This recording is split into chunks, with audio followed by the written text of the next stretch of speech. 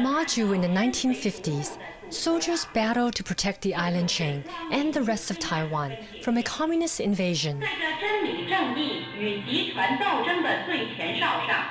Now, Maju is hoping to turn its wartime past into tourist attractions. The economy once depended on the 50,000 soldiers stationed here, but now only about 5,000 troops remain, partly because of improved relations with China.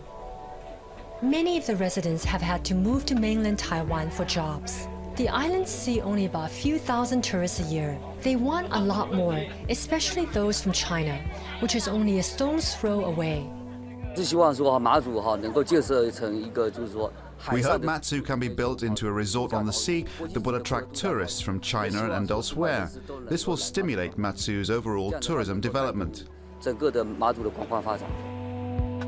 With its mere 29 square kilometers of land, it has the world's highest density of air-raid shelters, an estimated 250 of them, including bomb shelters, forts, and tunnels.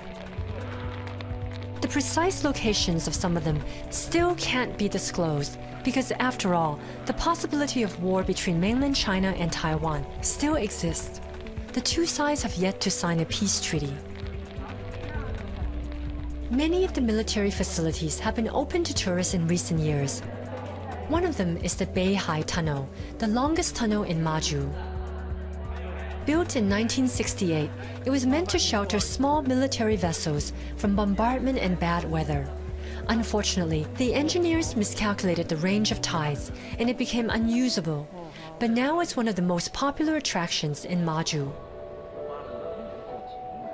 Tens of thousands of soldiers helped build this tunnel, not only with dynamite, but picks and shovels, and hundreds of them died doing so, from dynamite blasts and falling rocks.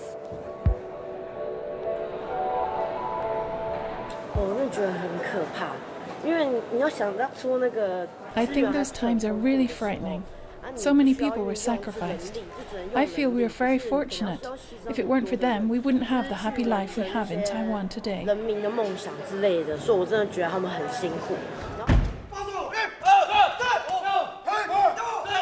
Some of the military attractions, like this cannon firing base, can be put into operation at any time. It holds a big cannon that can hit mainland China if fired. It was given to Taiwan by the Americans and used during the Korean War. Visitors can even try their hand at pulling the cannon trigger. For those who don't like the fun and games approach to military tourism, Maju is still an excellent place for Cold War history buffs. Opened in 2010, this War and Peace Museum helps visitors understand the tensions between mainland China and Taiwan at the time.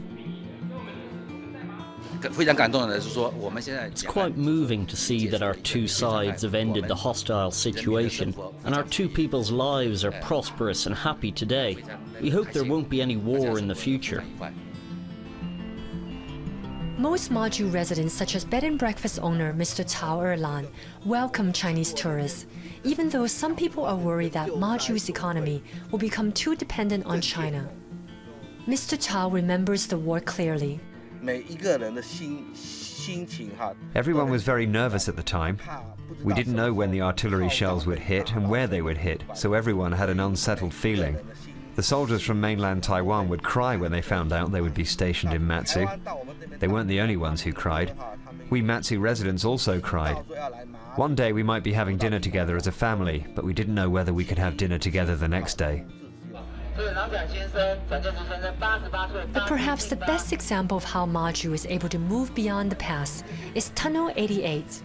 The 264-meter-long former air raid shelter has been given a new persona as a wine cellar. There's a sweet aroma. It smells like wine grapes, but it's actually glutinous rice wine. These spirits, known as Maju Laojiu, have become one of the most popular souvenirs for tourists. If Maju's plan to become a tourist hotspot succeeds, this distillery could soon sell a lot more of the spirits. The government, meanwhile, hopes to turn more military facilities into tourist attractions.